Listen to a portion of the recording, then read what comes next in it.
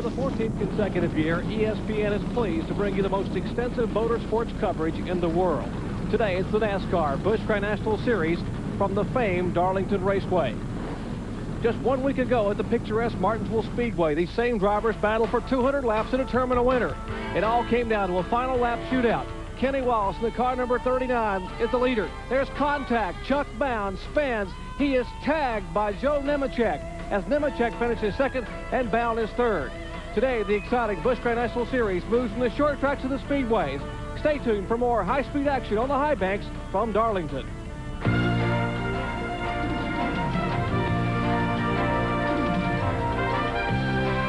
ESPN, the world's leader in motorsports coverage, presents Speed World.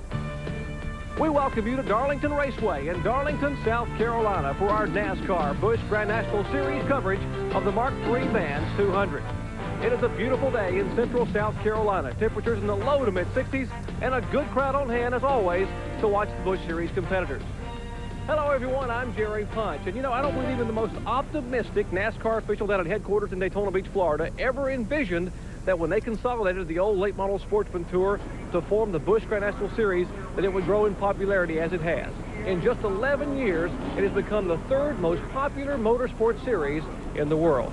Joining me now, two-time NASCAR champion and our expert analyst, Ned Jarrett. And Ned, obviously one of the reasons this series has grown so much is because of the development of so many talented young drivers. There are a lot of talented young drivers in this series, Jerry, and they're coming into their own as far as being competitive, especially on the super speedways with the NASCAR Winston Cup drivers. You know, in past years, when we did one of these races, we talked about the Winston Cup drivers having the advantage because of the experience. Well, that is changing now. We've already had two winners on what they call super speedways this year, and that's a track that's 1 mile or longer. Ward Burton won on the 1 mile track at Rockingham earlier this year for his first win ever in the series. And then a couple of weeks ago, Jeff Gordon took the checkered flag at the 1.5 mile Atlanta Motor Speedway. It wouldn't surprise me to see a Busch Grand National regular win here today, even as tough as this track is, and even though we have a Winston Cup driver on the pole.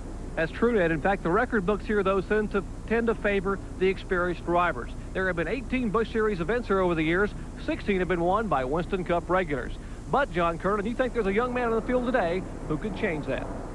Yeah, Jerry, I really think so. Kenny Wallace has to be considered one of the favorites today. Just look at what he has done so far this year. 5 races, he's had 3 top 5 finishes, including last week's win at Martinsville. He leads the points by 43 over Jeff Gordon, and that's really amazing when you consider at the beginning of this season, Kenny was thinking about going into Winston Cup. Well, he had a bad break there, and that career was put on hold. So, along with Felix Sabates and Kyle Petty's help, they put this team together in just a matter of days. So, really an amazing story there. But, Benny, you've got a more experienced driver for your pick today, right? I'm telling you guys, Ned and Jerry straddling the fence, hey, guys, speak out. This is the fellow that's going to win the race. Harry Gant. I went to Richmond. He started 28th and in 75 laps took the lead. I was in Atlanta, qualified 29th. He was a car to beat. Didn't win the race, but he was a car to beat. Today, he started 12th. They don't have a prayer. I'll see Harry Gant in Victory Lane about an hour and a half, 2 hours. Well, we'll see, Benny. It's hard to argue with that reasoning here. Again, as you saw, 4 wins here at Darlington. Let's take a look at our Sears Die-Hard starting lineup. Front row, there's the Winston Cup regular, Mark Martin, picking up his 8th career Busch Grand National Series pole. Outside of row 1, Robert Presley. Yes, that's Daniel Welch's Alliance tractor-trailing Oldsmobile, starting second. Back to row 2, Morgan Shepherd, only his 2nd Busch Series start of the year in his own unsponsored Ford Thunderbird. There's Kenny Wallace, our current point leader and winner last week at Martinsville. Back to row 3, Tracy Leslie, a 5th place finish last week at Martinsville. He's looking for a good run today. And Winston Cup veteran Hutch Strickland. Row 4, Butch Miller. He has the Hoosier radials today. Watch that car to be strong early on. And Ward Burton, the young man who won at Rockingham. Row 5, Phil Parsons. What a tremendous run he had here back last spring, starting back in 34th and finishing 4th. And Bobby Labonte, the defending series champion. Back to row 6. Jack Sprague ran awfully well here last spring. And there's the man that Benny Parsons is picking, handsome Harry Gant, 4 wins here at Darlington. As you look at the rest of the field, Ned Jarrett, there's Jeff Gordon, who won at Atlanta. Todd Bodine has had 2 top 5 finishes in 2 starts. A lot of very talented drivers, including Dale Earnhardt and Dale Jarrett, back in the field. Yeah, Tommy Houston back there, and so is Rick Mast, who always runs rail in this division. Dick Trickle, who normally runs good. Chuck Bound, a former champion back there. Joe Nemechek has run awfully well this year, but he's starting far back in the field, so a lot of ground to make up for a lot of those drivers. Tom Peck starting back at row 16. Clifford Allison, the youngest son of Bobby, starting back outside of row 18. Let's take a look at this racetrack. 1.366 mile egg-shaped oval, the pole speed, a brand new track record for Mark Martin, over 159 miles an hour. Field separation just 2.6 seconds. Unusual configuration, wider at one and the other. That's the egg-shaped configuration of this 1.366 mile oval. Hits on both the front and back stretch. And a trouble spot, as always, here at Darlington, coming out of turn 4. That concrete wall comes at you in a hurry. Well, you come off of there at a good rate of speed, Jerry, perhaps 135 to 145 miles an hour. And yes, that wall comes up in a hurry.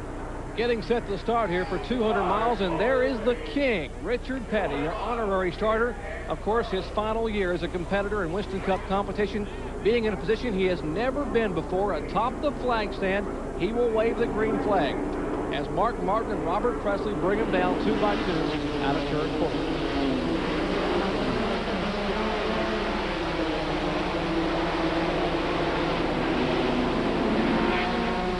Richard did good. He got them all started.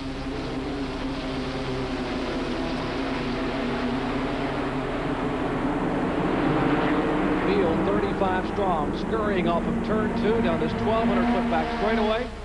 Speeds at over 170 miles per hour back there as Tracy Leslie slides to the inside of the car number 72. They will head for turn 4 and head speeds here now approaching 165 or 170.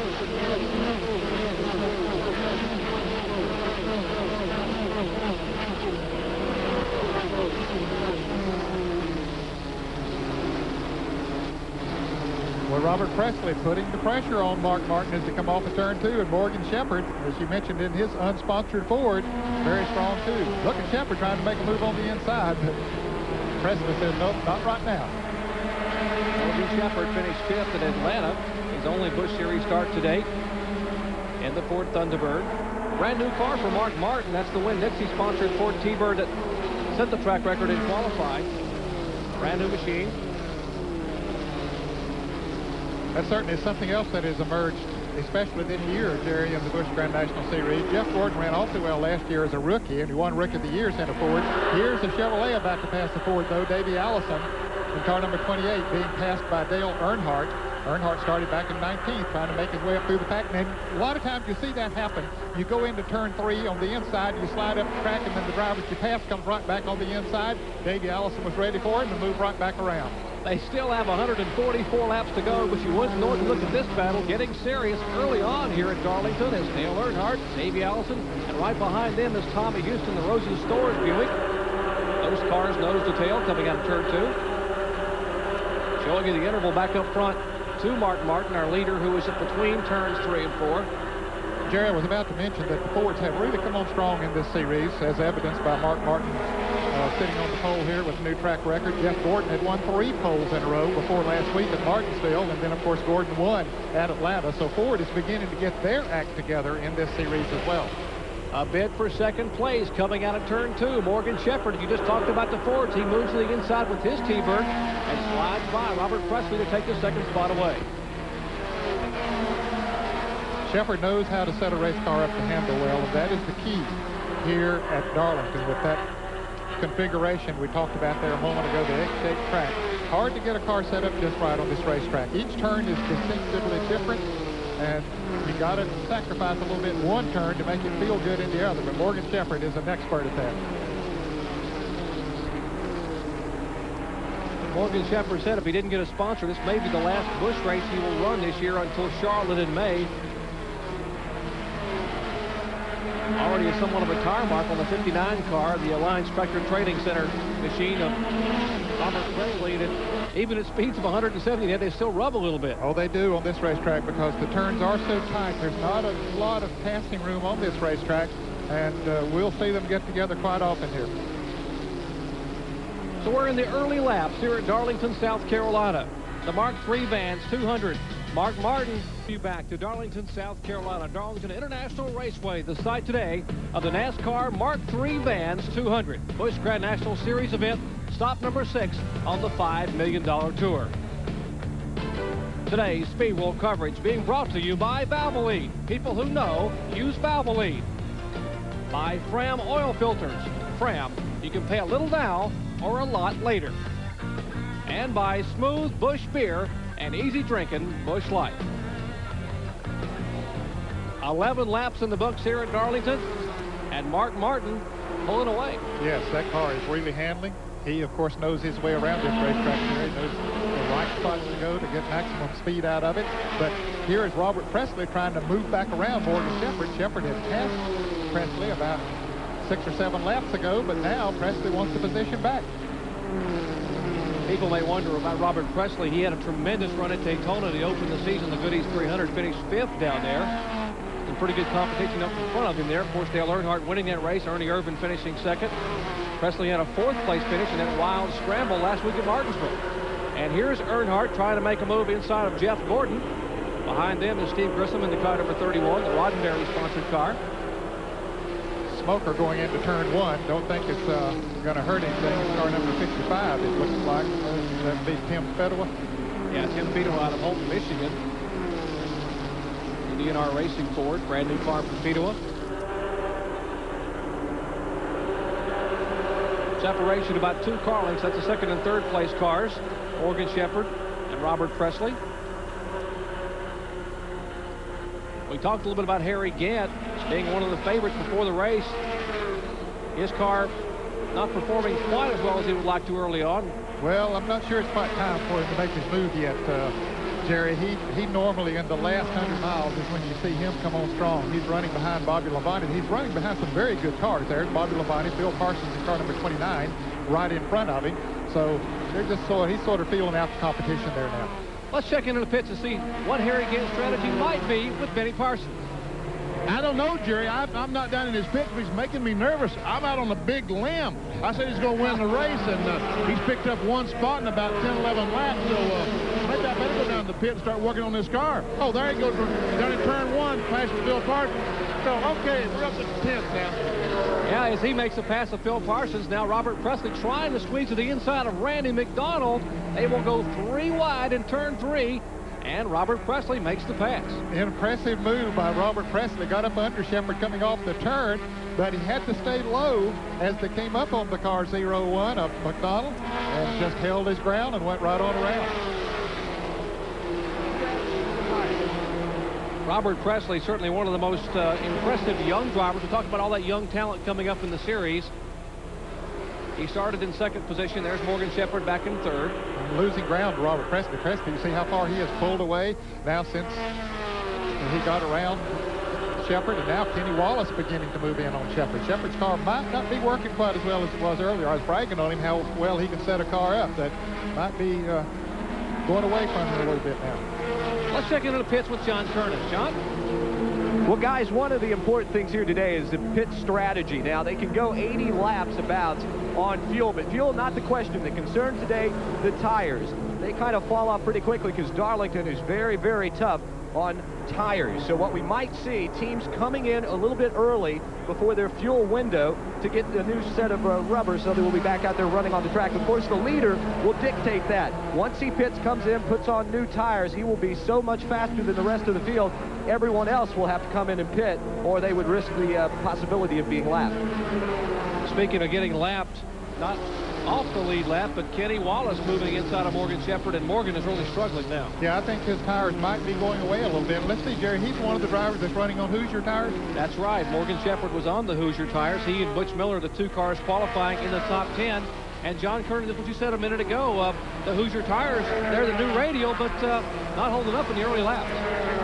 No, Jerry, I was talking to Butch Miller just before the race got underway, and he was telling me that was his concern. He thought the Goodyear tires might have just a few more laps of length on them, meaning that the Goodyear teams would not fall off quite as quickly as the Hoosiers. So he was concerned about that before the race got underway. Of course, the radials are new to Hoosier. This is the first year, at least, that they have manufactured a radial tire for Busch Grand National competition.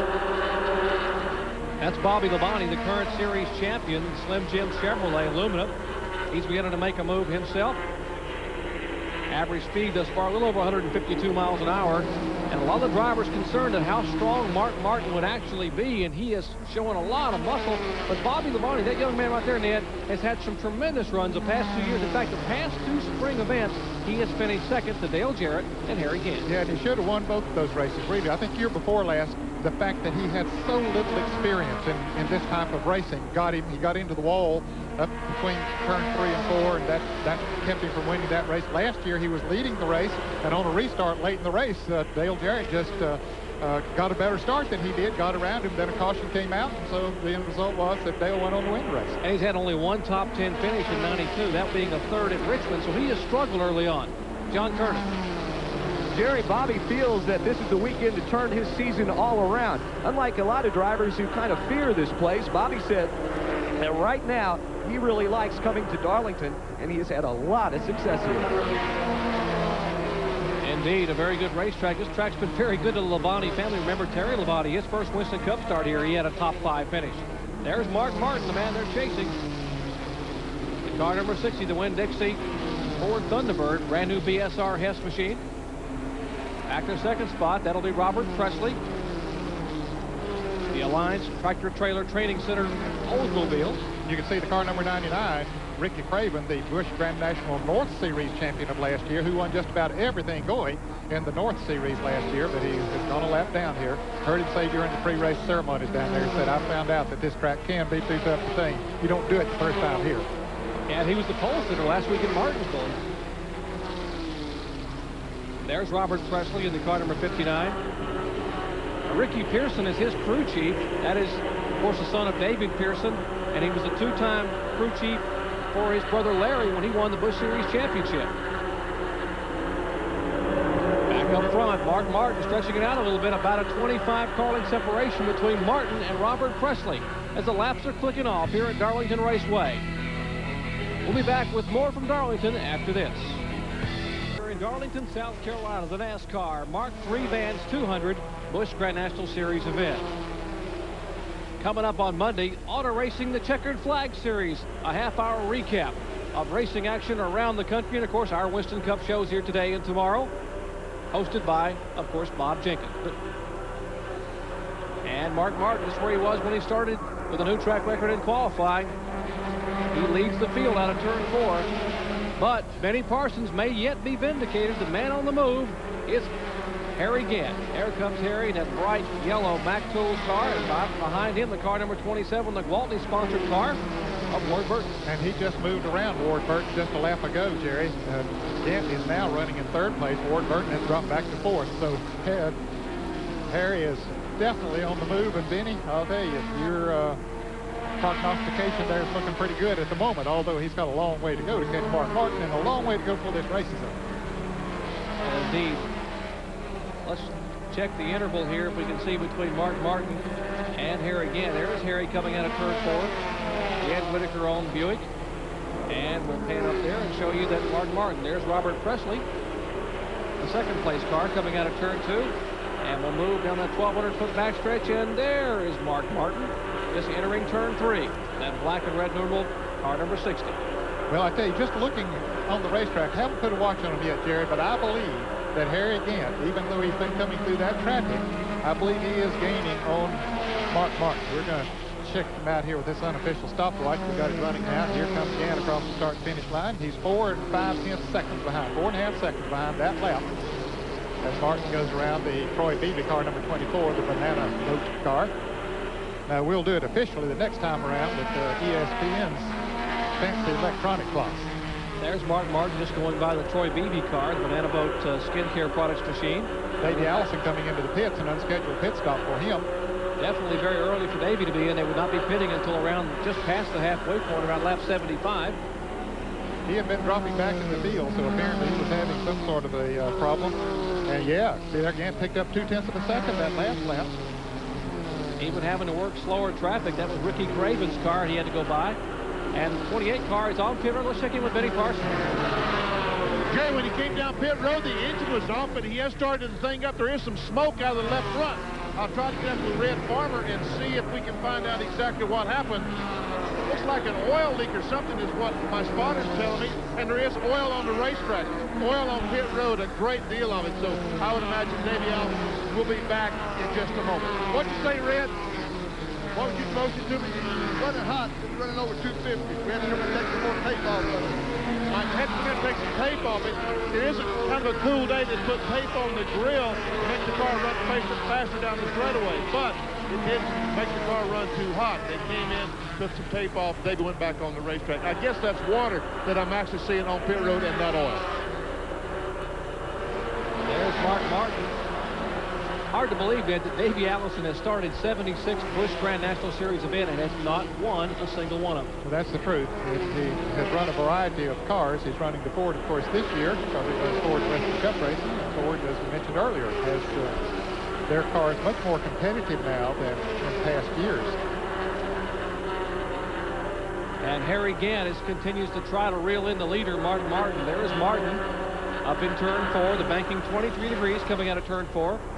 Headed for the stripe, and we will check Martin as he crosses the interval back to Harry Gant. A minute ago, just a little over 4 seconds. Here comes Gant by. 4.4 seconds. Well, he's lost it just a little bit from the last time we checked him. But, you know, getting in traffic has a great deal to do. Davey Allison is back in the pits again. But just depending on how you catch the traffic here. And here's Kenny Wallace. He was up there in 3rd place not too long ago, Jerry, and he is struggling. He has really dropped back through the field. John, what's going on with Kenny Wallace? Well, Dad, they think that one of the right side tires has gone flat. And in fact, we're expecting Kenny to come down pit road any time, and I'm told he is now slowing down to come down pit road, dropping down the banking, making that slow crawl on to pit road and down into the position to get 2 tires. He'll go right side tires. Car is handling like it was a flat. And this was a problem that developed a few moments ago. Morgan Shepherd also in on pit road for an unscheduled pit stop. They will go to work on the right side of Kenny Wallace's car and change the right side tires. Benny?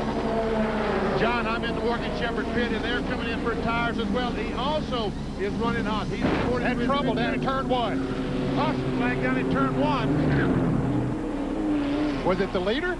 Heavy impact. Mark Martin has tagged the wall big time in turn 1.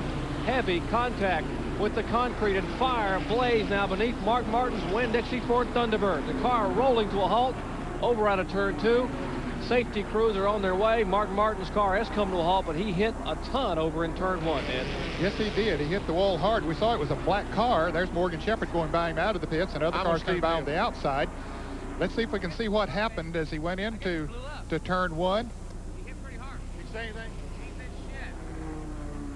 There, it looks like the engine blew, Jerry. Just as he went into the turn, you see all of that smoke coming from the left front wheel there, and it gets under his rear wheels, causes him to lose control, gets into the outside retaining wall, and then spins down to the inside of the track and then heads back up. Let's see if he can able to keep it down on the bottom side of the racetrack. It looks like he will without going into the outside wall again. Tough break for Mark Martin, who was running so well. And Mark Martin, thankfully, has climbed out of that car and takes a look at the heavy damage down there to that BSR Hess car, the Winn-Dixie Ford. And Benny Parsons, they have to be sort of scratching their heads, wondering maybe what happened. Exactly right. I'll ask Steve Mills. Steve, what happened? Do you know? I don't know. We've been seeing smoke and thought it was tire smoke, and then we got to think maybe it's oil smoke, and it almost acts like a line blew off or something. I don't know. He said went off in the corner and jumped sideways, and there's a lot of oil. You can smell the oil in the air right now, so maybe the oil line come loose. I'm not sure. I don't think the motor broke. I think it got oil under the tires for another reason. Mark didn't say anything to you. Not since he hit. I mean, he got out and he's walking around, but I didn't ask him a whole lot because I was nervous because he hit real hard, but he hasn't said a thing on the radio. And you said there might be oil, and was some fire under the car right after that. That's indicative of an oil line coming loose or something. Yeah, it acts like oil line come loose. I don't know much about it. He's got real good guys working on it. He might have broke a fitting or something. I'm not sure, but I don't believe it blew up. I think oil line come off it. Okay, that's it from Steve. Harry Gant making his pit stop as everyone taking advantage of the first caution flag today. Chris Carrier and the Mac Tools crew working on the Ed Whitaker-owned machine. And we'll sort out the pit stops and be back to Darlington Raceway with more Busch Grand National Series racing action after this. Stay with us. Lots of laps yet to come. Don't go away. 9 of 147 laps are complete. Still working the first caution flag of the day for the contact of this car, the Winn-Dixie Ford Thunderbird. After setting a new track record, Mark Martin just cruising away to a comfortable lead, and he had trouble in turn 1. Well, as it went down into turn 1, something happened. Let's just listen to it first. And he hit that wall pretty hard, Jerry. Not quite as hard as I first thought. When all that smoke, it's hard to tell just how hard he did hit it. But anyway, Steve Beal made the point that he might have broken an oil line, and that could have happened as opposed to the engine blowing, because there was certainly a lot of oil came out and got on the exhaust headers, and that's what caused all of the smoke that we saw. And one has to wonder, a brand new race car, maybe they were struggling to get the car on the track, and those kind of things can happen with brand new fittings and brand new lines. Mark Martin sitting in the car, none the worse for wear, and of course he will be around tomorrow to run in the Trans-South 500. Well, we mentioned a minute ago Kenny Wallace, and Mark Martin is trying to get him to drop the car, and so he can. He figures that they might be doing some damage to the race car. Yeah, you can see he's bending the hood, and he said, "Let's don't tear that thing up. Those things cost money." And so just put it up and let it flop there a little bit, and then go on in. So I don't mind. Concerned about his race car. I don't mind if I bend it. I mean, I'm paying the bills. Let's check in with Benny Parsons. That's exactly right, Jerry. That's Mark Martin's race car, so that's his money. That's his hood. Guys, don't bend that up. Now, if it was Jack Roush's hood, it might be a little bit different. That's true, Benny. And here's Kenny Wallace. We mentioned the Dirt Devil Chevrolet had possibly had a tire going down. They came in and made an unscheduled stop, and then they came back in this time under the caution. Okay, the rules are that they can only change 2 tires during a caution period. All of the leaders came in and changed right side tires. Kenny Wallace was in the pits when the caution came out, so he had fresh right side tires. Now he has come in, put on left side tires during the caution period, so he has 4 fresh tires. He should be one of the fastest cars on the racetrack when the green flag waves again. Now he is showing a lap down here, currently being shown in 25th position. 1 lap down to the leaders. There are 22 cars in the lead lap as we are in the early going here of Busch Grand National Racing at Darlington. Back in a moment. International Raceway, the Mark III Vance 200, our ESPN Speed Road coverage, 42 laps complete, so under caution for the first time today. Car number 59, Robert Presley. Young man, 32 years of age, from Asheville, North Carolina. The Alliance Tractor Trailer Training Center's car. 86 Busch Grand National starts. He won his first Busch victory in only his 14th start, coming in 89 his rookie year in Rougemont, North Carolina. Has 2 career wins. He won last year at Rougemont as well, and finished 3rd, an impressive finish last year in the 1991 Busch point standings. Okay, we're about ready to go green again. And see the 01 car, he's in the lead lap. Harry Gant has to start behind him. Here is Ricky Craven and Kenny Wallace on the outside. That might help them to get a jump on Gant. Okay, they are in front of Gant. The 01 is at the tail end of the lead lap, but that did help Kenny Wallace and Ricky Craven. They are now also in the lead lap as Gant moves around. The Randy McDonald car 01 puts him a lap down, but he has those 2 cars in front of him now. And remember, we said that Kenny Wallace has 4 fresh tires. Gant has 2 fresh tires. We'll just see how it works out. Kenny Wallace, our current Busch Series point leader, trying everything he can to stay in front of Harry Gant.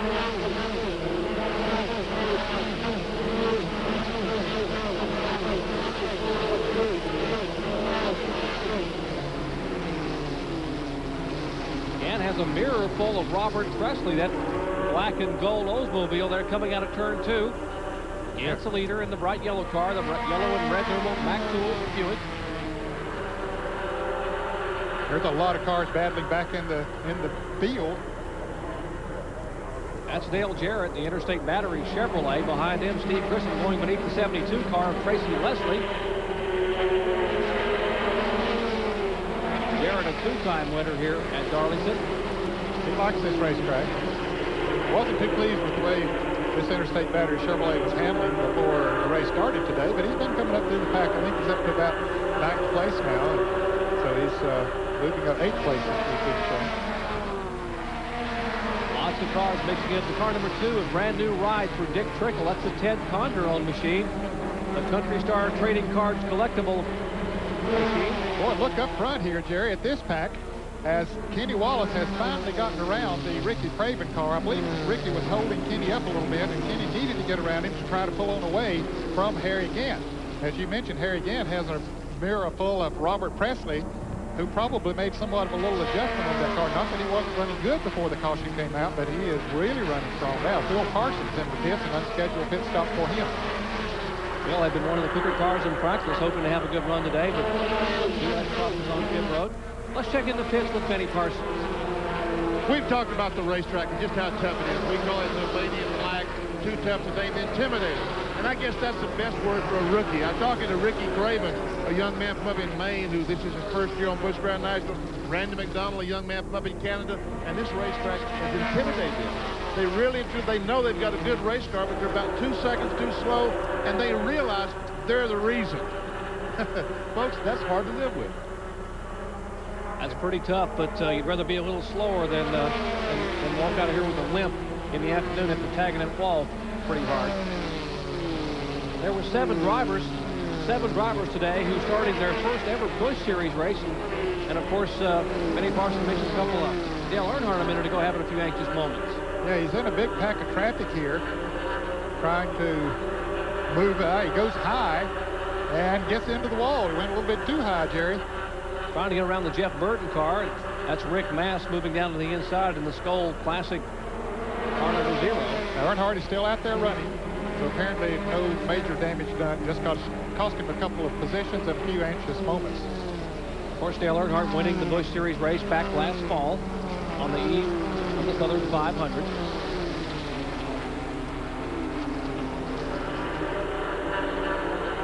Now Earnhardt making a move inside of the car number 8, the Jeff Burton machine, the Phil Martasi on Financial Systems Oldsmobile. Behind him comes former series champion Chuck Bound, the Escapade Classic Pontiac.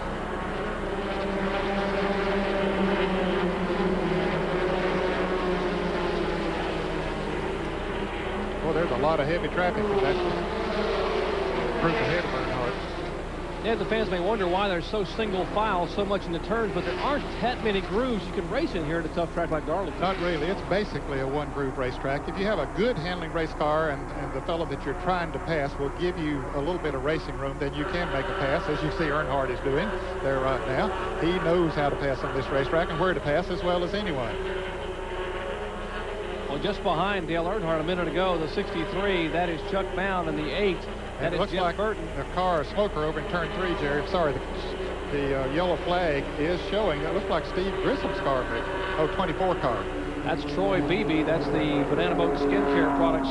Red Thaxton prepared for Thunderbird out of Woodruff, South Carolina. Troy Beebe coming from the Southwest Tour ranks, where he finished the runner-up out there 1 year and finished in the top 5 in the points, trying to get his hand started in the Busch Series. And Kenny Wallace is getting his lap back. He is getting his lap back. He was pretty far out in front of Harry Gant, so it's put him right back in the thick of this thing. That'll make Steve Bird and the rest of that Dirt Devil crew very happy. That's the Felix Sabates-owned Busch Series machine for Kenny Wallace and our current Busch Series point leader. Now back on the lead lap as we are showing caution for the second time today at Darlington Raceway. 52 laps complete of 147 which comprise this event. Back in a moment. To the raceway under the caution flag for the second time today. 53 laps are complete. 147 comprise a 200-mile event. Coming up next here on ESPN, the America's Cup Defender and Challenger semifinals from San Diego. Beautiful San Diego, California. Coming up on ESPN, the Defenders America 3. In Stars and Stripes, of course, the skipper, Dennis Conner. That Challenger and Defender series following us next right here on ESPN. And while we were away, they had pit stops, wholesale pit stops. And watch Harry Gant. Looks like he's going to be the first car out. But watch down toward the right of your screen, just scurrying out there. Robert Presley. And we're talking about Ricky Pearson, who is the crew chief. He actually has co-crew chiefs. They have Owen Edwards, who's working with him. And Owen Edwards was the crew chief for many, many years for Jack Ingram, who was a 5-time Busch Series champion. In fact, we talked about only 2 wins here on this track for Busch Series regular. Owen Edwards was the crew chief when Jack Ingram won here in '85. He's rich with talent in that organization. I will see the car number 59 is in front. Robert Presley is in front of Harry Gant because he beat him to the line. We saw Gant go on past because he had the momentum, but Presley got to the line first, and he is the leader of the race. 21 cars being shown in the lead lap right now.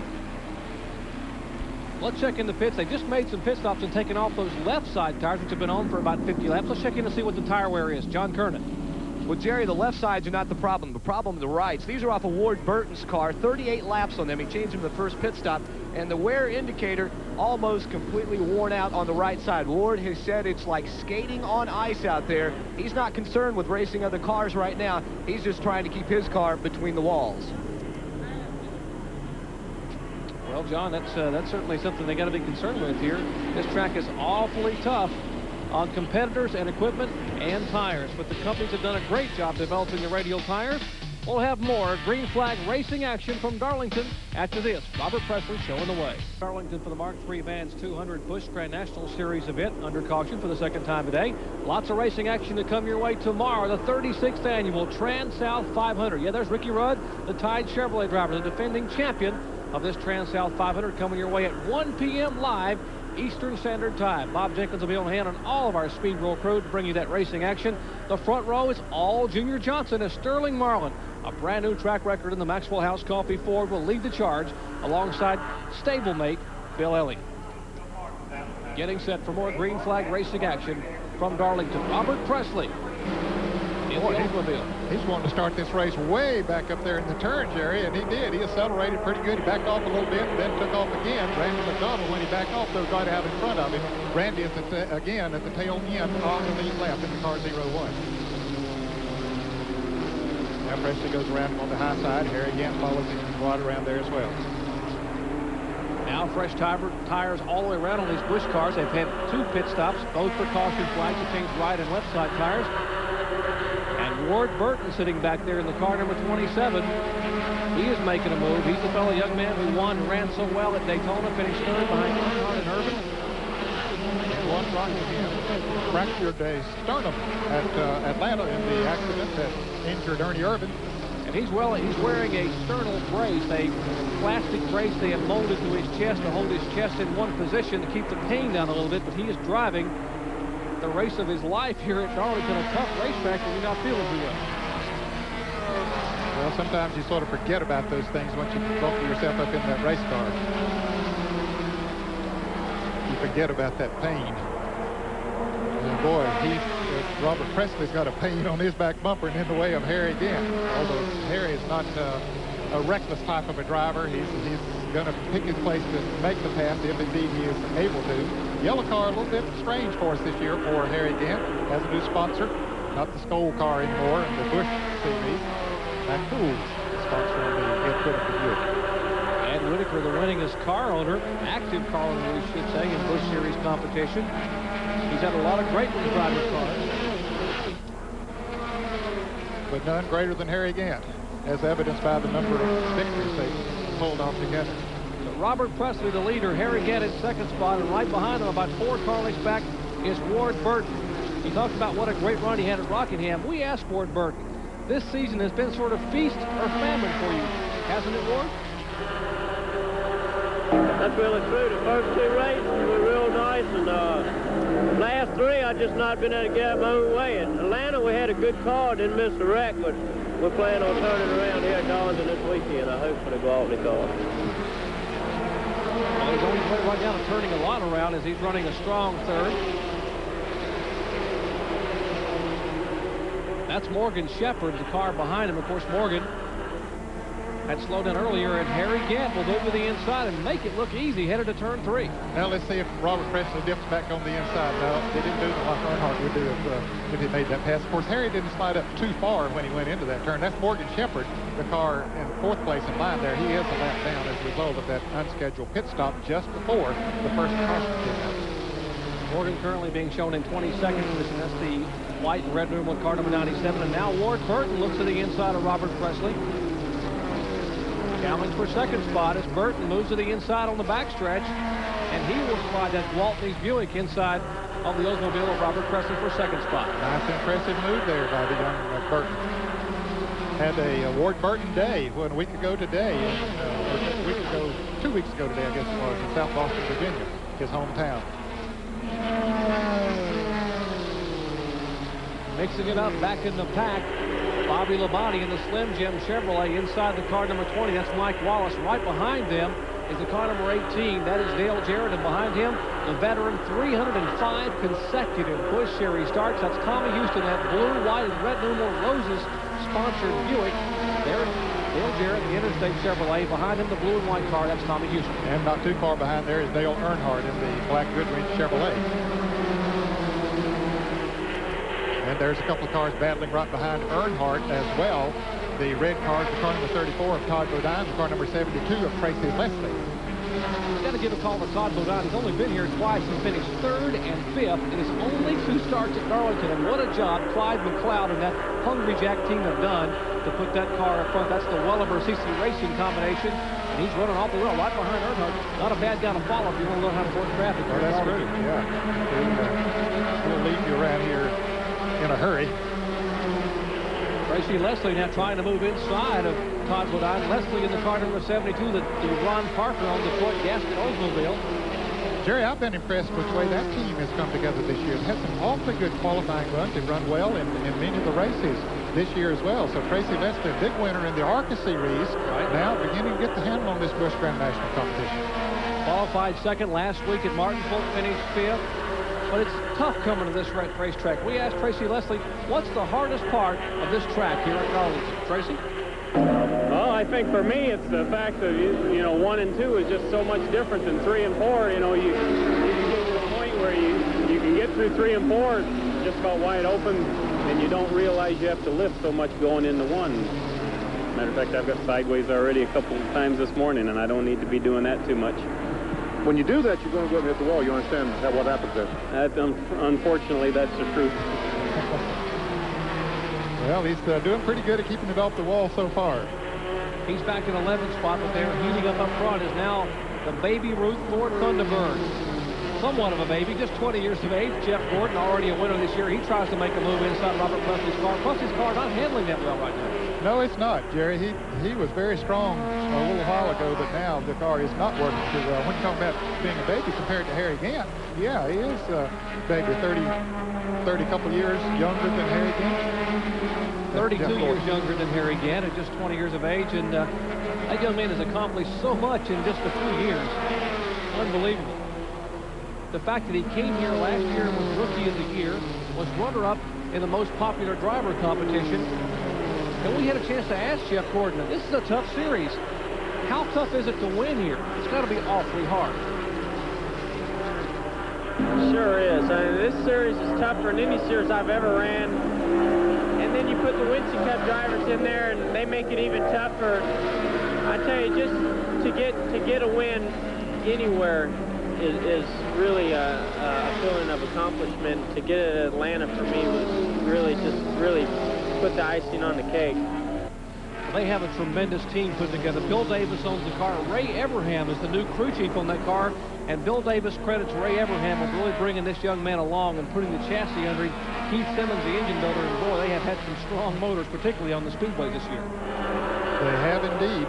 And he's given that car a good run on this very, very tough racetrack here.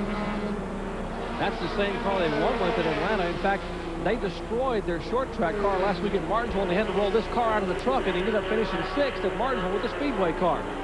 And this car has said see it to about 30 other competitors on the field as Harry Gant takes the Mack Tools Buick to the front and stays there at lap 70. They're relaxing the pits. We hope you're relaxing at home, watching racing action from Darlington. Had emerged in this series over the years. There are 3 right there that you certainly will hear a lot about in years to come. Of course, Ward Burton, his older brother, or younger brother, Jeff Burton, already winning last year on the series. So both the Burton boys extremely talented. Of course, Robert Presley comes from pretty good stock. His father, Bob Presley, one of the best short track drivers in the Carolinas back in the 70s. He was competitive everywhere he went. And Jeff Gordon, coming out of the open wheel ranks, everybody is predicting very big things for Jeff Gordon, and certainly not to take anything away from the other 2 there, because they certainly have a bright future in this sport as well, the way that they have performed in this Busch Grand National Series. So, yeah, the sport is very healthy from a standpoint of talent, and we'll see many of these drivers from Winston Cup racing as time goes by.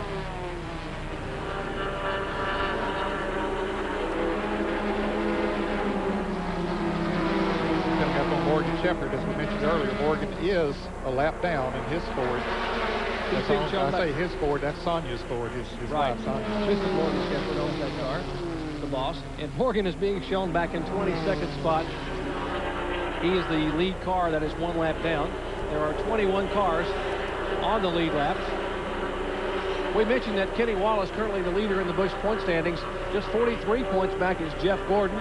82 more back is Joe Nemechek. Then comes Steve Grissom, just 6 back, and Ward Burton in 5th. Actually, Ward Burton tied for 5th with Tracy Leslie, another 31 points back. 7, 8, 9, and 10. Davey Allison showing in the top 10 by virtue of some good runs in Busch Series competition. 2 top 5 finishes. Battle for 16th spot. The Dirt Devil Chevrolet. He normally drives a Pontiac. This is a Chevrolet Lumina car that they purchased from Darrell Waltrip. Steve Bird, the crew chief, told me that when he was the crew chief for Rob Moroso, they bought a couple of cars from Darrell Waltrip, and those were the cars that ran so well with Rob Moroso when they went on the Super Speedway. So why not try it with Kenny Wallace? And they did. This car ran awfully well here. Yeah, that's Dick Trickle in the car number 2. Right behind him, that's the 15th and 16th position. Kenny Wallace did get back on the lead lap, as we documented a little bit earlier. He had lost a lap. Wow, that's his brother, Mike Wallace, that he's about to pass. Somebody's got to give, and it's Kenny that gives. He was the guy in the middle. Morgan Shepherd coming into the pits. We talked about him a moment ago. And now, it looked like Mike Wallace cost his brother position there, Jerry, as Dick Trickle was able to get around. It might have. It cost him, but another driver who's cost himself a possible chance at victory today is Morgan Shepherd. A tough break for his Ford. He's on pit road. John Kernan is there. Well, the word is the engine developed a miss, so they're looking under the hood. They're hoping that it's something as simple as a plug wire off. And look at the front, how sandblasted it is, all that sand coming in. That car looked brand new just yesterday, and look at the paint off. But they're looking around on the right side. For a moment there, I thought they'd found the plug wire. Everything right now, though, looks pretty good under the hood. They're checking around the ignition coil. Right now, Morgan is sitting here in the pits, Jerry, and they're not sure exactly what the problem is. John, that is Steve Long, who's the engine builder for Morgan Shepherd. He has his own in-house engine program for that Ford V6, along with Dick Schultz, the crew chief. They work to try to get those bugs repaired. Meanwhile, looks like Jeff Gordon getting an itchy throttle foot back there, trying to make a move, and he thinks better of it, entering turn 3. And look who has caught this pack, Jerry. There's Butch Miller in the car number 75. The Food Country automobile has caught up with him. He was about 2 or 2.5 seconds behind them, and he has just simply run them down. So he's becoming a force in this race. Butch Miller running in 5th place now. That is 2nd, 3rd, 4th, and 5th that we're watching right there on the screen. That's Charlie Henderson's car number 75, and of course that car running awfully well. Our AutoZone Racing Summary recap here. The leader right now, Harry Gant, has led 34 of the 80 laps. 2 caution flags for 11 laps. 21 cars in the lead lap, and the average speed having dropped down to a little over 125 miles an hour. Lap leaders to date, Mark Martin, who looked to be the man unbeatable early on and had something erupt in the car, and he tagged the wall. He was out. Harry Gant, our current leader, Robert Presley, who sat on the front row, has led some laps as well. And some of the drivers out of the race.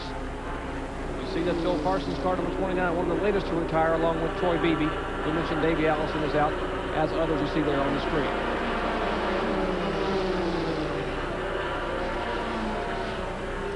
We're about 8 laps past the halfway point. 147 laps comprise 200 miles here in the Martin Van 200.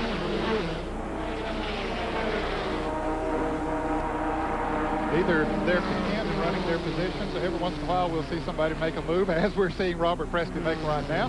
I started to say they just seemed to want to get in line there, but Robert Presley had other ideas. He decided to move into 2nd place. That's Presley, Ward Burton, Jeff Gordon, and Butch Miller. Butch Miller, a winner last year in Busch Series competition, picked up a win at Hickory Speedway back in March.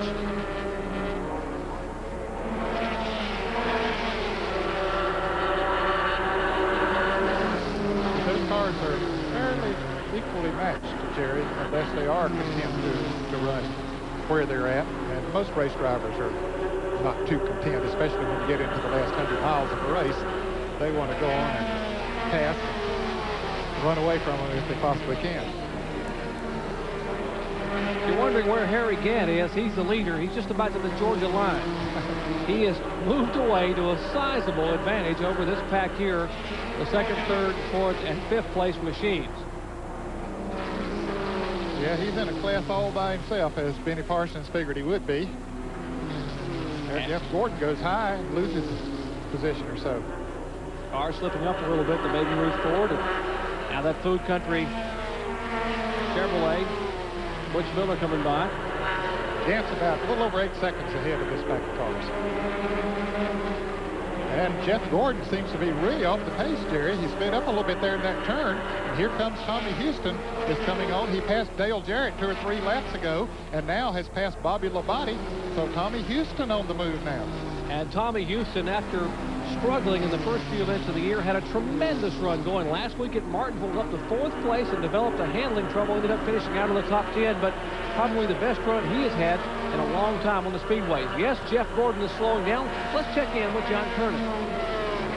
Jerry, we're expecting Jeff to come into the pits. What they think the problem is right now is that they've broken a shock. So they're wanting to bring him in right now and check it out and see if they can get it fixed and get back out on the racetrack, because right now their hopes of winning have gone up in smoke, so to speak, but they're in the fight of the points battle. They're only 43 in the first place, so they're going to try and get him fixed and get him back out. Well, as we approach the 90-lap mark, Ray Everham and the rest of that Bill Davis crew will take a look at Jeff Gordon's Ford Thunderbird as he brings it now slowly down pit road to the attention of the crew.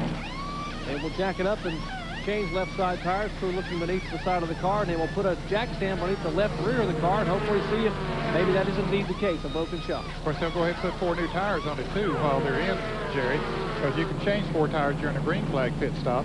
He has gone a lap down. Harry Dent now going into turn 3, coming around to put him 2 laps down.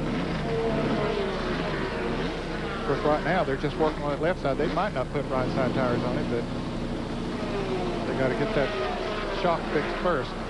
Now, he will lose any chance of winning today, but he also will lose, possibly even more importantly, a lot of valuable points in the Busch Series standings. He is currently 2nd overall, just 43 points behind Kenny Wallace, and Kenny Wallace now being shown in 13th position.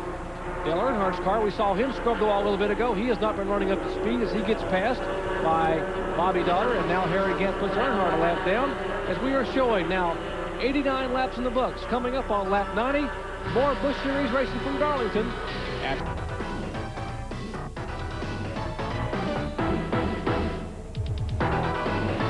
Track Facts are brought to you by Quaker State. The Big Q is one tough motor oil.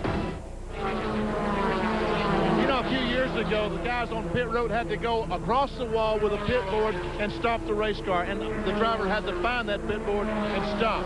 Now the fellows stay behind the wall and use this board. They stick it out with this long aluminum bar, and the driver finds this bar. This is Harry Gant's pit board.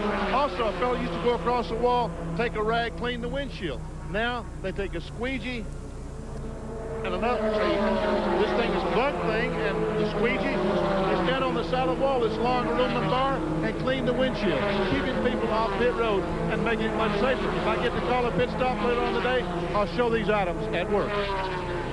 Indeed, Benny, NASCAR's #1 priority in any sport here they've ever run, any form of racing, is safety for the drivers and for the crew members. Here's our leader. That's the Mack Tools Buick. You were showing some of his pit equipment just moments ago.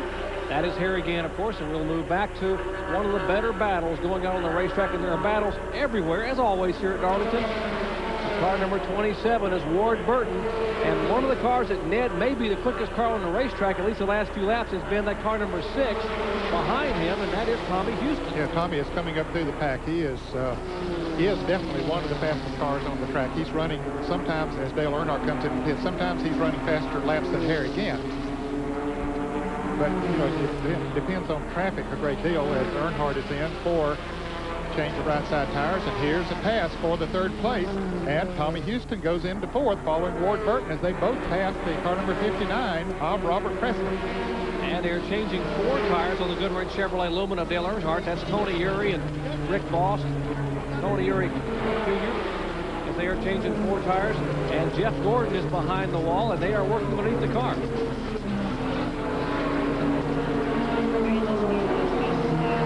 Let's go down there and see what they're doing. What are they doing, John? Well, Jerry, at first they thought the shock had broken, but what actually happened, the top shock mount actually broke. They had to bring it in and weld it to fix it. So, like I said, they want to get back out and run for points, and now Tommy Houston has just passed Ward Burton on the racetrack, and Houston moving into 3rd position, but the work continues down here. They have to be very careful because they're welding in the area near the fuel cell, and you know, you don't want to be around if one of those sparks comes off and pops some gasoline. No doubt. He very patiently sits waiting on that car to repair. The reason they're working so diligently, remember, is he is second in the point standing. Harry Gant, our leader. Butch Miller now being shown in second spot. Now, Robert Presley has since been passed by Ward Burton and Tommy Houston for third, fourth. Presley sliding back into fifth position. Todd Bodine, another good run for Todd Bodine, the Clyde McLeod prepared car in sixth. That's Bobby Labonte back in seventh. Tracy Leslie, the head fellow you were impressed with earlier in the race, back in eighth. Dale Jarrett now up to ninth spot. And Dick Trickle running for the Ted Condor efforts in 10th. And there are 14 cars on the lead lap. Harry Gant just left the Jeff Burton car number 8 a little bit ago, so Joe Nemechek is the last car right now on the lead lap, and he's about 4 or 5 seconds in front of Harry Gant before he would go a lap down. Just catching a glimpse of Tommy Houston's car going by. That's Ward Burton, Rockingham winning machine. The A.G. Dillard on Buick. Houston just blew Burton off a few laps ago, and now it's pulled away from him. He has the car number 75 of Butch Miller in sight now. These are cars that are out of the race. BB, Phil Parsons, Morgan Shepherd, the latest to retire. The engine problems he had there after having a very strong run early on. Morgan looking for a sponsor on his Ford Thunderbird.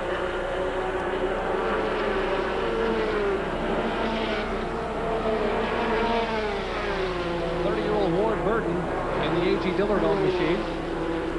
Being shown back in fourth spot. There is Tommy Houston in third. Jerry, there are a lot of drivers out there that would like to see a caution flag. They don't want to be in the middle of it, but they would like to see a caution because there's a lot of drivers that are slipping and sliding out there on that racetrack. You can see Harry Gant as he crosses the start-finish line out there by himself. He's pretty far back to the next place car, so he's just riding around. He's got himself a groove there that he feels comfortable in. And he picks it every time he goes around the track until he comes up on a slower car, and then he has to maybe move out of his groove a little bit. There are 45 laps remaining, and one has to wonder, Ned, if they can make it the rest of the way. They could go about 80 laps on fuel, and I guess they came in the pits around lap 50, so it may be close. I don't think they can make it. They're going to have to make at least one more stop. We'll have more from Darlington and Busch Series Racing after this. Stay with us.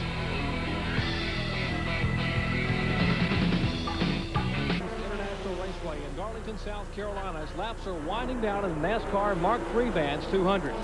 Lots of racing yet to come this weekend, and on Monday at 6 p.m., the half-hour recap show, the Checkered Flag Series, hosted by our own Bob Jenkins.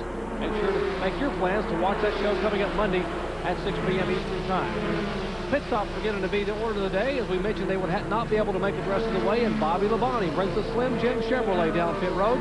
They service that car. I thought he was going to get 4, yeah. Say a 4 tire. Yeah, and Bobby was struggling. He was not far from going a lap down. Here comes Dale Jarrett in. He also was struggling. He was running back there with Bobby Labonte. But the last 15 or 20 laps, they just have not been going too good. Benny Parsons is in Dale Jarrett's pit. Sure am, Ned. They're changing the right sides. They probably will change 4 tires since this is on the green flag. Filling the car up with fuel. No, just right sides is the way he goes. Well, see how that works out. It'll run good, I'm sure, for a number of laps. 4 tires would probably have run better, but they maybe felt here is the leader coming in. Harry Gant coming down pit road. The Mac Tools Buick of Harry Gant and the Ed Whitaker crew getting ready to service that car. Let's go back down to Benny Parsons. He brings the car to a stop. The crew goes around. Right side's going on the automobile. There is a fella down cleaning the windshield with the rag. He must have some oil on the windshield. And they're coming around, changing the left sides.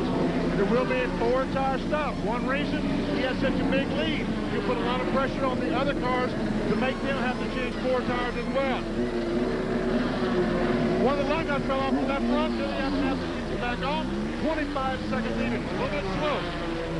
Now then the 75 car, the second place car, will be coming in just a lap or 2. In fact, Benny, I believe he is making his way toward you right now. The Food Country USA Oldsmobile, the Charlie Henderson on machine. Mark Prater, the crew chief down there, waiting for 39-year-old Butch Miller, currently running in the lead as he comes to a halt on pit road. Some smoke out of that car on the right side. Yes, there is a good bit of smoke, Benny. I don't know what that is. If it may be a brake line or something like that. They have changed the right side. There is some confusion. There was a little bit of confusion, so the pit stop is going to be a little bit slow. And you know, it looks like a fire in that right front. I don't know if that's just regular smoke or not. Well, I guess it's brake smoke. They finally now have the left side up. They're changing the left, putting the left front on. 30 seconds over now. The car is down. Over 30 seconds, and there goes the 59 car. Robert Presley goes down pit road to make his pit stop. So all the leaders going into the pits. John Kernan is down in Presley's pit. Robert Presley pulls into the first pit stall at the exit to pit road. Ricky Pearson and the crew will go to work on the right side as they get a can of gasoline, cleaning that windshield. Right side's going on. It will be a 4-tire change is what we are anticipating. We've got 2 more cars out. Now they come around to the left side. They'll put the jack under it, and it will be a 4-tire change for Robert Presley. Well, guess who has taken the lead now? It's Tommy Houston, car number 6, staying out there. Todd Bodine brings his car in, so does Jack Sprague and Joe Nemechek. Robert Presley's car leaving the pit on Tommy Houston, known for getting excellent fuel mileage. The Don Miller engine that he has inside that Buick. That's the Rosen Store Buick. And a minute ago, while we were watching pit stops, look what happened to Tracy Leslie in the car number 72. He had his hands full. Yeah, he ran up on Dick Trickle up there, and that's Todd Bodine, and just had to slam the brakes on, cut a little bit right, and got into the wall a little bit. And he's coming into the pits right now. 34, the Todd Bodine car coming out of the pits as Tracy Leslie comes into the pits. You see the 2 red cars there. There's Leslie's car down pit road. Crew going to work, and they will look at the sheet metal on the right side, pulling those right side tires off and fueling the car. Some of the damage on the right side where he scraped the concrete. And will they change 4? Yes, they'll go around the left side and change 4 tires. Yeah, he had moved up to 2nd place before he came into the pits. But now he'll lose that, of course, and we'll get it all settled here once Tommy Houston makes his stop, if he does. 30.4 seconds for Larry LeMay and the Detroit Gasket Crew. We are waiting for Tommy Houston to come in to the service of his son Scott, his oldest son, who is the crew chief there. 47-year-old Tommy Houston brings that car down pit road, and our Benny Parsons is there. Here he comes. They're waiting. There's the board I was talking about. He hangs out over the wall. Houston stops the car right on the board. Scott's on the right front. There's a scrub brush cleaning the dirt, debris off the grill, so the person doesn't have to go across the wall, keeping it safer. There he's got all that done. Now he grabs the hose, gets it out of the way, and they're only changing right sides. Oh, and Tommy had it in reverse. Now he gets it in first, and away he goes. 18 seconds for right side tires only for Tommy Houston. Currently amidst a 49-race winless streak. Houston's last victory in Busch Racing Team up in South Boston, Virginia in July of 1990. Went winless for the entire last year. And there is Dick Trickle, currently being shown as the leader in the Ted Conder on car number 2. Now, he has not made a pit stop. Neither has Kenny Wallace during this series of pit stops. We'll see how long they can stay. You mentioned gas a moment ago. I don't think they're too close yet, Jerry, as far as gas is concerned. We thought they could go maybe to 130 laps as far as gas is concerned. They're on the 117 laps right now. But, boy, those tires were really getting worn out. And that's why we've seen a lot of drivers come in and get new tires. And there's Dick Trickle, our leader. We will mention to you, Jeff Gordon fans, that Gordon is back on the racetrack. They have made repairs to that shock area beneath the car, so he is back out picking up more valuable Busch Series points. We'll be back with more pit stops in the finish after this. Darlington Raceway, 120 laps complete. There's our leader, 50-year-old Dick Trickle out of Wisconsin Rapids, Wisconsin. Driving for Ted Conder. That's car number 2. That's the Country Star Cards Pontiac, and they are like collector's cards with country stars on them. Pretty pictures of Emmylou Harris and other folks on those cards. And let's check in down there with John Kernan. Well, Jerry, country cards, it's the newest line in collectibles. Of course, what I'm talking about, like baseball cards, racing cards, now for country music stars. And this is one of Benny Parsons' favorite, Emmylou Harris. And Emmylou, if you're watching, Benny has worn out his cassette of Brand New Dance, and he would like to have a CD if you could just send that along in the mail. Thank you very much, John. You said it exactly the way. I love that song, and I love the album. Emmylou, if you're listening, take care of us. Yeah, and Benny also likes How Much Is That Doggy in the Window. I've heard that on his tape player a few times in the car, but Emmy Lou certainly just part of those cards that are sponsoring our leading car today. Dick Trickle, of course, the car owned by Ted Condon. And Trickle has yet to make a pit stop there. And we're talking about the fuel mileage. You got to be wondering, they're doing some calculating on the backstretch where he is pitting. And Mark Connolly, the crew chief back here, has to be wondering exactly how far they can go. Let's check in. Maybe our pit guys have checked on that. John Kernan. Jerry, unbelievably, what we're hearing is that he is not going to stop for fuel, that he's going to go the rest of the way, try and win this race for his new sponsor. Now, we're going to try and make our way over to the back pits, and we will try to confirm that. But that's what we're hearing over the radio right now. That's a long way to go on a tank of fuel. What, it was back about they had about 90 laps to go, I believe, when there was last a caution, and that's when he pitted. Now, he and Harry Gant are the only cars right now, I believe, that are in the lead lap. So he's trying to pull a Bill Elliott like Elliott did down at Atlanta a couple of weeks ago and stay out there as long as he can and hope for a caution.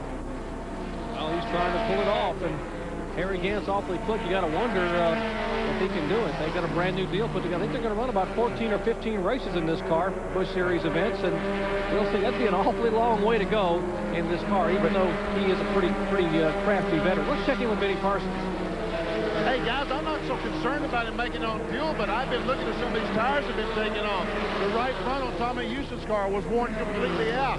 I went down to the 36 car, Kenny Wallace, when he made his stop. I looked at the right sides on his tire with it pretty well worn out.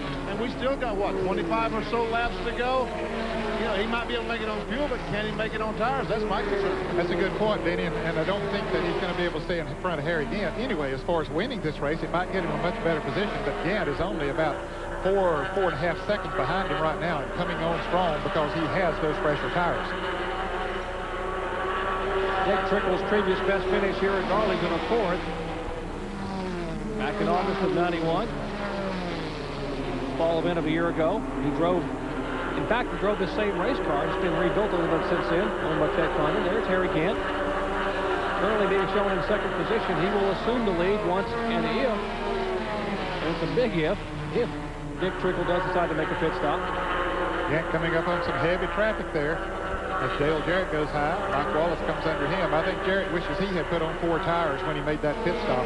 You know, we questioned that a little bit. Tommy Houston only took on 2 tires, but he's not too far out in front of Jarrett, but I think that was maybe a mistake.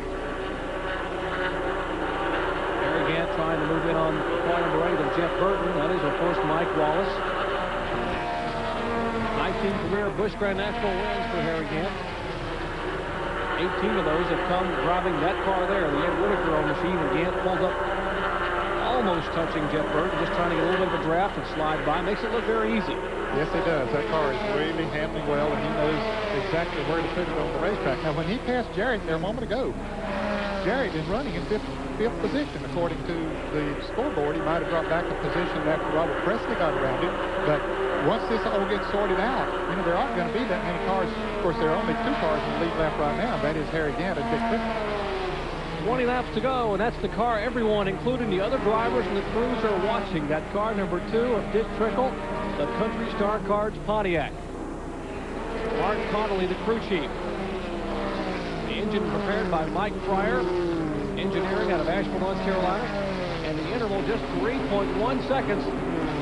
Harry Gant's coming in a hurry. Yes, he is. About 4 laps ago, Jerry, he was, according to my stopwatch, was a little over 5 seconds behind.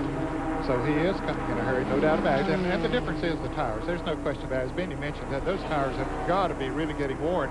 And after they've been on there really for about 20 laps, they start to slow down a good bit. But now he's moving over to let Robert Presley go by on the outside, and that'll put Robert Presley back in the lead lap. And Harry Gant has turned the wick up considerably in that Buick. I don't believe it's going to make any difference whether he pits or not. Gant is coming so quickly. In about 3 laps, maybe less than that, he should be able to easily catch him as Gant now moves to the inside of Tommy Houston's Buick. Down the back stretch, and the next car in front of Gant will be the leader, and that's Dick Trickle. Boy, Trickle needs a caution here right now. It can't wait long, Jerry, for it to come out, because in about 1 more lap, and Harry Gant is going to be around it. Might not even be that far. In fact, he moves to the inside. Lets Gant go by on the outside. My Kingdom for a yellow flag, but whoops, it's too late. Harry Gant has gone by. And I said a yellow flag, not a yellow card. Harry Gant was sliding by Dick Trickle, and he has now moved away by like 7 or 8 car lengths just in less than a quarter of a lap. It's just the tires. That is it. The tires make such a difference on the speed of these race cars around the track. They pick up, when they put on new tires, they pick up 2.5 seconds a lap. And that makes Benny Parsons breathe a little bit easier. He had picked Harry Gant in a runaway possibly, and Gant now comes back and takes the lead. We'll watch to see if possibly Tommy Houston can move by Dick Trickle. Houston, remember, taking on tires just a little while ago. Trickle has yet to pit. That is Houston, and behind him is the Jeff Burton machine, the car number 8. Burton being shown 1 lap down in the 15th position. As a matter of fact, now that Harry Gant has gone by, he is 2 laps down. Tommy Houston is in 5th place, and he is 1 lap down.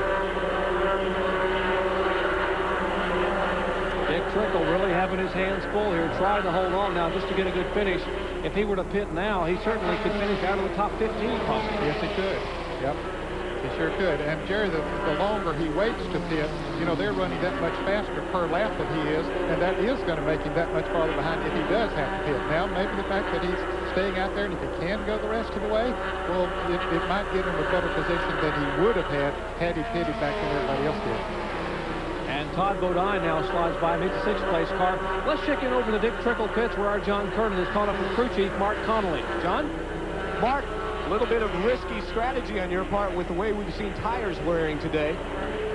Well, I'll tell you what, the gas wasn't a problem like everybody expected it to. But exactly, the tires are holding up for us. Goodyear's done a great job. We're just hoping something happens to Harry. If something happens to Harry, we can win this thing. We got a whole lap on the rest of the field. Yeah, but you don't want anything really bad to happen to Harry. You just want to kind of drop back, maybe lose a cylinder or something, right? Just use a couple cylinders. We'll be pleased with that. We want to make it clear they don't want any harm to come to Harry. They just like to have something happen to his car. Very competitive. Here comes the car number 27. That's Ward Burton and the Gwaltney Frank Buick. Moving in, that's Mike Wallace between those 2 cars. Mike Wallace in car number 20, the First Aid Sports Drinks machine. That's the Dick Moroso owned car.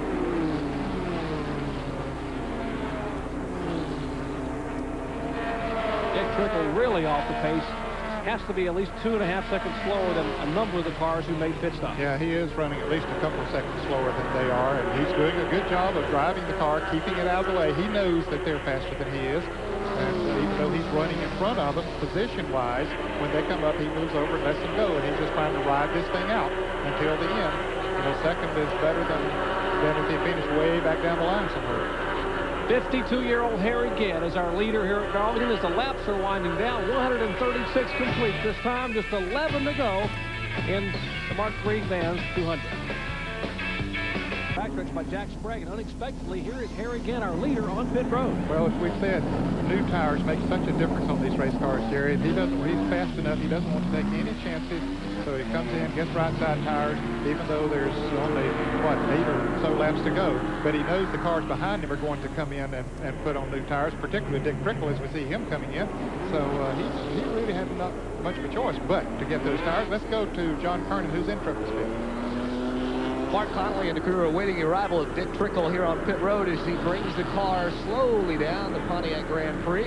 We're anticipating a 4-tire pit stop. This is good news for Trickle, as you said, as we had told you earlier. Tires just had to be completely worn out. They will go to work on the right side, a little smoke boiling off that right front brake rotor. And now, well, looks like it could be just a 2-tire change. They're just going with right side tires, which really, and he stalls the car. Now they're having to push it down pit road, get it refired. It's taking an awfully long time. Finally refires it and away, but it really hurt Trickle in his positioning on the racetrack, the fact that he pitted here on the back pit. Well, of course, John, there are only 4 cars in the lead lap, and he could only change 2 tires. During the caution period, that's the rules on these Busch Grand National cars, and so that's all he could do, but he's going to finish in a better position than he would have had he pitted way back there when everybody else did. Take a look at why we are under caution here. This car number 48, that is the Jack Sprague machine, the Fred Turner owned Staff America Oldsmobile. As his car spins coming off of turn 2, trying to keep it out of the wall. He loops it once, loops it again, and the car will come down and just nose and side into that concrete retaining wall, separating the back pits from the back straightaway. Looked like he got the right wheels just up in the the loose stuff coming off of that turn, Jerry, and it went around us. You mentioned there are 4 cars in the lead lap. Let's set that field. Harry Gant is the leader.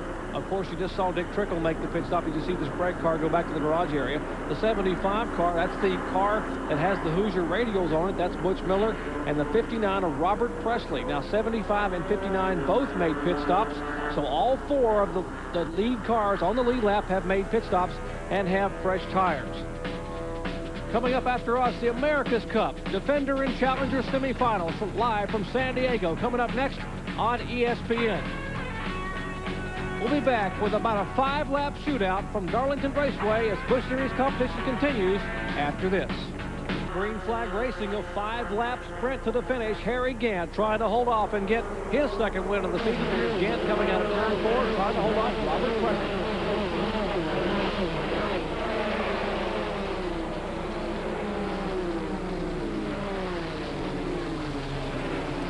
Robert Presley has been very fast at some points of this race, Jerry, but it seems after he runs his tires for a little while that his car goes away more than does Harry Gant, but he doesn't have very long to run them this time. So you got to get up there and make any move very quickly. That's Todd Bodine running right in front of Gant. He has gotten back in the lead lap. He currently is being shown in the 5th position.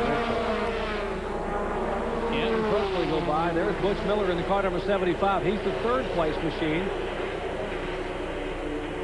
Just 4 cars in the lead lap. Moving back up to the lead, Tucson. Well, technically, Todd Bodine is in the lead lap. He's right in front of Harry Gant, running in the 5th position. Gant keeping his eye on his rearview mirror as well as on Todd Bodine in front of him. And Gant, he has to watch that 59 car because he's moving in a little bit closer. Now Todd Bodine moves over, realizing that they're, well, now he moves over. They're racing for position back there. And now he's going to let Gant go by on the outside. And back at the top of the show, we talked about how important experience was here, but you mentioned how the Busch Grand National drivers were emerging. A lot of young talent rising to the top here. And here's another one coming to the top, and that is Robert Presley out of Asheville, North Carolina, in that Oldsmobile. Driving his heart out, trying to take the measure of the Buick of Harry Gant, the white flag coming out. And Daniel Welch and all the folks up at the Alliance Tractor Trailer Training Center have got to be jumping up and down, watching their young driver have a chance at winning his first Speedway event, and Presley makes the move to the inside off of turn 2. Oh, he might have slipped just a little bit, but he still has the nose up there. He's going to get him going into turn 3, but what will happen if he slides up? Harry Gant will dive right back under him. No, he backs off. That's a smart move by Presley. Smart move. He didn't slide up in front of Harry Gant, and he can hold it on. He's going to win this race. 32-year-old Robert Presley comes out of turn 4, and Presley waves to the crowd. He will take the win. Robert Presley picks up his first win of the season and his first Super Speedway victory in Busch Grand National Racing. And when you beat Harry Gant, you have done a day's work. You really have, and I'll tell you, you got to take your hat off to that young man. He drove a whale of a lap when he got up on the inside of Harry Gant. Had he gone into turn 3, run in there as hard as they normally do on the inside, he would have slipped up. Gant would have driven right back under, but he had the foresight to back off a little bit going into that turn, stay beside of Gant, knowing that he had the preferred crew, and was able to come on around and take the checker flag. You don't think he's happy? Ricky Case, Clarence Ogle, Ricky Pearson, Owen Edwards, all that crew there have got to be on their way to victory lane as that young man driving for Daniel Welch. Remember, his first victory came in 1989 when he was driving for a fellow by the name of Brad Daugherty, the All-Star NBA center for the Cleveland Cavaliers, and he started driving for Daniel Welch and the folks up at the Tractor Trailer Training Center, the Alliance Center up in Asheville. And he takes a victory lap, waving to the crowd and smiling from ear to ear. Yeah, Ben, it's going to be a while before he'll be there to you. He's got to cherish this victory right around there and get his composure. We're going to take a look at this last lap in real time again. Gant gets the white flag. Later in the race, goes a little bit high as he comes off of turn 2. Presley's car sticks down on the inside. He gets that nose up there. It looks like Presley's car might have slid just a little bit there, but he hung on and pulls up even with him going up the backstretch. And then you'd think that he'd drive on into that turn, but he backed off. Gant had to back off as well. Presley on the preferred groove down on the inside was able to hang on. Gant makes a desperate move to try to get back on the inside off of turn 4, but couldn't do it. And let's check in with a smiling crew chief who's standing by with our John Kernan. John. Smiling, Jerry. You should see the whole crew. They've got grins, just huge grins from ear to ear. And Ricky Pearson, what a move that he put on that last lap. Well, I really couldn't see it all. You know, he come off a duel here and he got up under him, and I don't know what happened down there in turns 3 and 4, but when he come off a corner, you know, it looked real good to me. But I'd like to thank everybody at the Alliance Tractor Trailer Training Centers, you know, all the schools over Southeast. Ben Barnes, back home in Asheville, who does our motors, Banjo. This whole crew just done a great job. What did he say to you when he crossed the finish line, took the checkered flag? He hadn't said anything yet. He just won a race, beat Harry Gant at Darlington, and he hadn't said anything to you? I'm sure to sink in. You know, Robert done a great job all day. You know, we were stayed in the top 5, I think, all day long, and, you know, I'm just really proud of him. It was really a tough race, though. Tire wear, right sides wearing out. The drivers had to really be careful, didn't they? Yeah, well, our car reacted better with right side tires. The lefts didn't help the thing as much, but when we got 4 under green, you know, thing really come on good.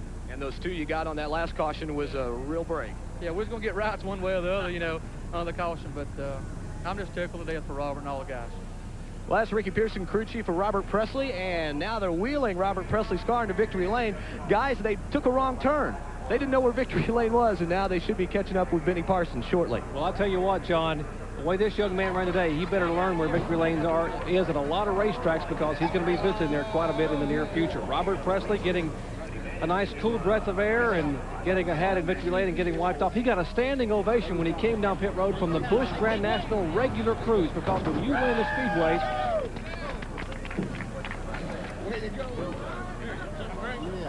you have done something. So let's go down there to Benny Parsons with Robert Presley. Robert, are you happy? Oh, God. Beat her again here. You know, it's fun just running second to her.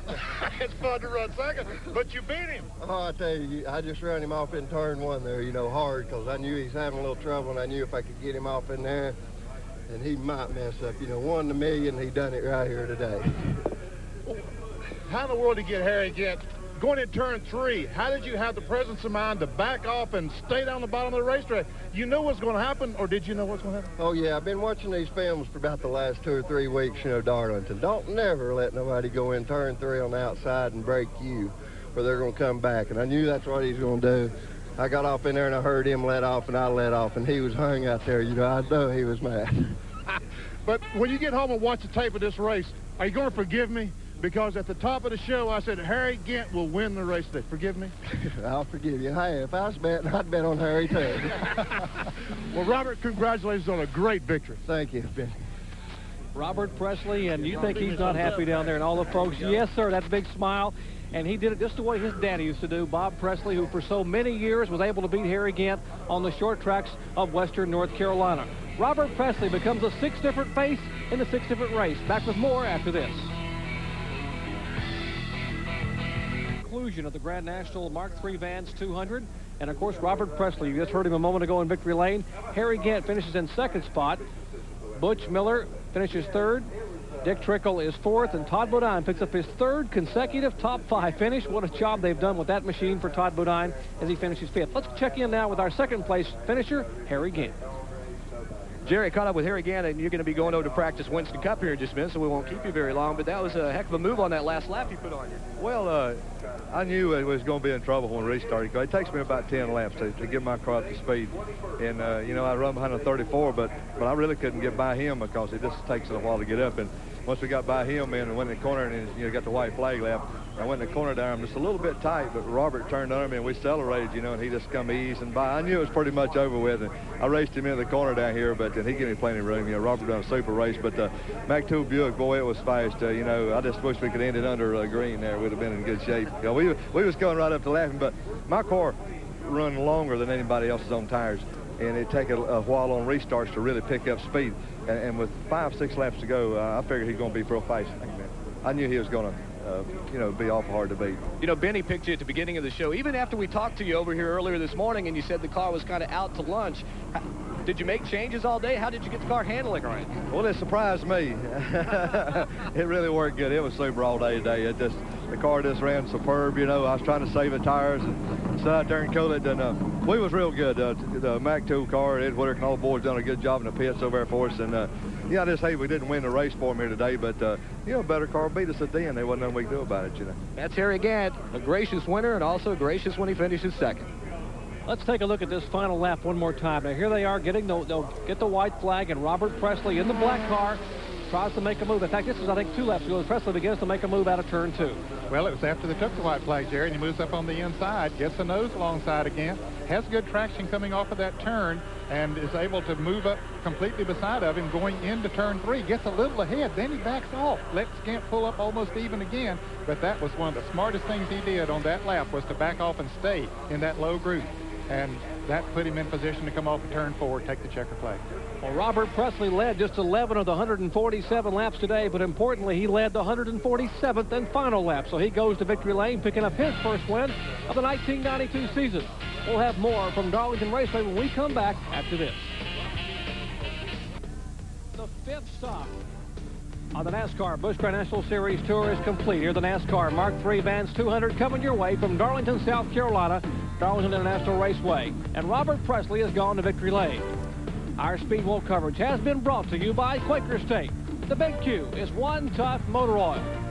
By Stanley. Since 1843, Stanley has been helping people do things right. And by Napa, because there are no unimportant parts. Well, one man who had a moment in the sun and almost pulled it off if he could have gotten the caution flag at the right time is now standing by. Here's Dick Trickle. Dick, I got to see your hands. You got to have blisters on those hands from sawing that steering wheel. I mean, you must have been running on the cords. Well, we're getting exceptional fuel mileage, and we just thought we knew we were in trouble out there as far as tires go. We thought, well, we'll just hang on out here, and, you know, we'll get a good top 5 finish out of it by doing so. And, you know, everybody else has stopped and put lefts on. Of course, I got a lap on most people, but Harry was in the lead lap with me. And, you know, we finally did get a yellow with 10 laps to go, but my lefts wore out, and you can only put 2 tires on per yellow. And putting rights on made the car turn, but it was so loose with them wore out lefts. I was still in everybody's way, but a good day for the Country Stars, you know, music concept car. And I'm just glad Ken Connors and Mark and all the guys at the shop called me up to give me a ride. We're going to run about 14 shows and most of the big races in Busch. And, you know, of course, tomorrow with the Snickers Ford and Savola Brothers, I'm hoping to have a real good day, too. We're back. I'm going over there right now to do some practicing. One more question, and then we'll let you go. What did it feel like to drive that car? I mean, everyone talks about how tough a racetrack this is to drive when you've got new tires, but when you had those worn tires on there, just what was the feeling, the sensation of driving around this track? Well, it's kind of like if you jumped on a skateboard and tried to go around Daytona and didn't know how to skateboard, you know, because you go into the corner and you go into the front end, and whatever end you use just works out. So you just got to keep puffing the gas and, you know, actually driving with throttle, because if you turn the wheel, it goes straight. If you step on the gas, spin sideways, so you more or less drive with throttle more than you do with the steering wheel when you get off that shape. Of course, it cuts your speedway down at the same time. That's Dick Trickle. We'll let him get over to practice for the Winston Cup race tomorrow, which is the Trans-South 500. We will have that live for you here on ESPN starting at 1 o'clock. And Sterling Marlin, the pole sitter, is with our Benny Parsons. Thank you very much, John. Sterling, did you learn anything watching the Busch race out just a moment ago? Well, not much. This place is pretty tricky. We tried some stuff on the car this morning. You know, some things helped, some didn't. So we're going to be pretty much like a qualified car. We tested down here and pretty much had the same setup, and the car's pretty consistent for a good while. So we're probably going to go with that setup. You set a track record in qualifying over 163 miles an hour. You can't run that space all day, can you? No way. You know, they'll fall off. We'll be running 3350s right in there. That'll fall off pretty quick. So you're talking about slowing down 2 or 3 seconds a lap from what you qualified to what you're going to race. Yeah, it falls off. You know, this old pretty tough old track that gets slick, and you know how it is. And they just, you can lose 2 to 3 tenths a lap per lap, and you'll level off about a 3350, somewhere right in there. The guy looking for his first victory tomorrow, the Trans-South 500, Sterling Marlin on the pole. And he will start alongside this car tomorrow. That's Bill Elliott, his stablemate. And he is the hottest man alive, going for 4 in a row.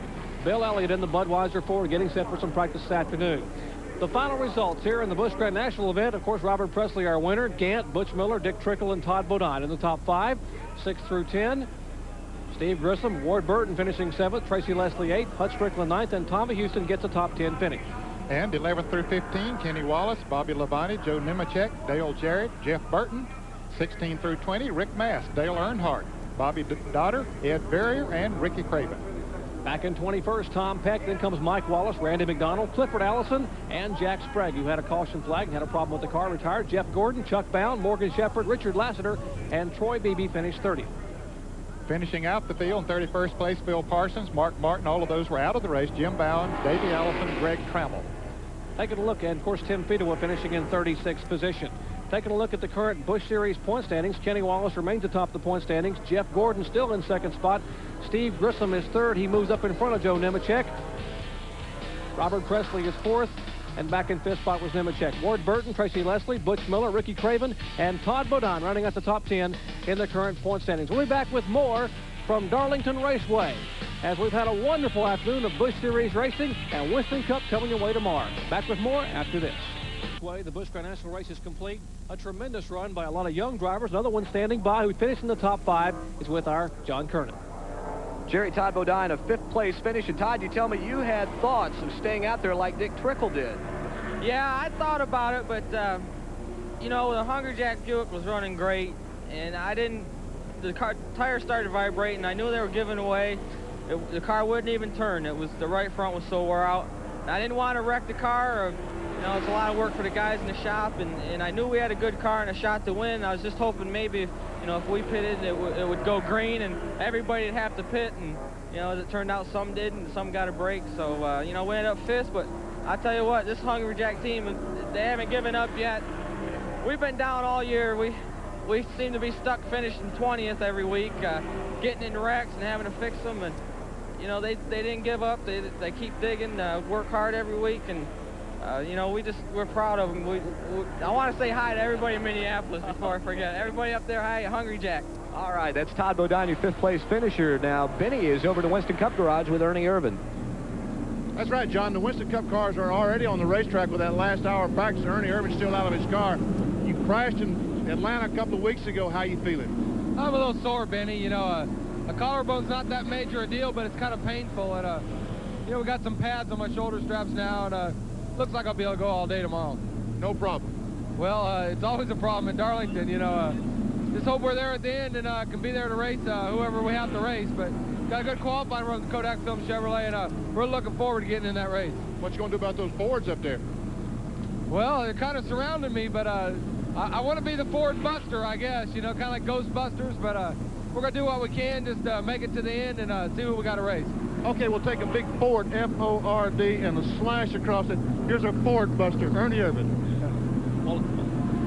Well, and here's a Ford he may be after tomorrow, and of course the Valvoline Ford of Mark Martin.